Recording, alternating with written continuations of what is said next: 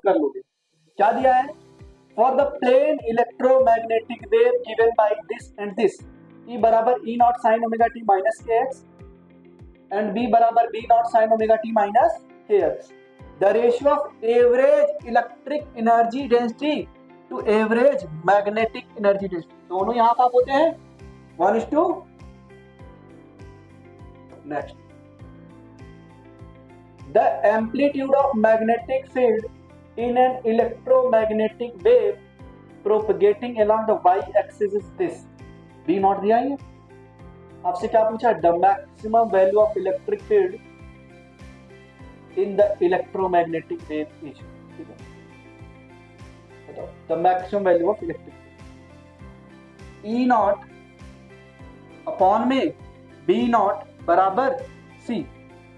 अब E not की value sir पूछा है, E नॉट बराबर क्या हो जाएगा? B not into C, B not into C. B not की वैल्यू क्या है? 6 into 10 to the power minus 7, और C की वैल्यू क्या है? 3 इंटू 10 टू द पावर 8।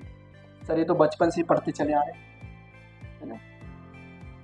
जब लाइटनिंग होती थी तो कुछ देर बाद आवाज सुनाई देती थी अपने को, जब लाइटनिंग होती थी, बारिश हो रही है, जब भी लाइटनिंग होती थी उसके तुरंत बाद अपने कुछ देर बाद आवाज सुनाई देती। ठीक है, क्यों? क्योंकि जो साउंड वेव की ट्रेवल करने की स्पीड है वो स्पीड ऑफ लाइट से बहुत कम है। क्या speed of light? 3 lakh kilometre पर सेकेंड। मतलब मून से अगर लाइट आ रही तो अर्थ पे आने में उसको 1.5 सेकेंड लगेगा। ठीक है,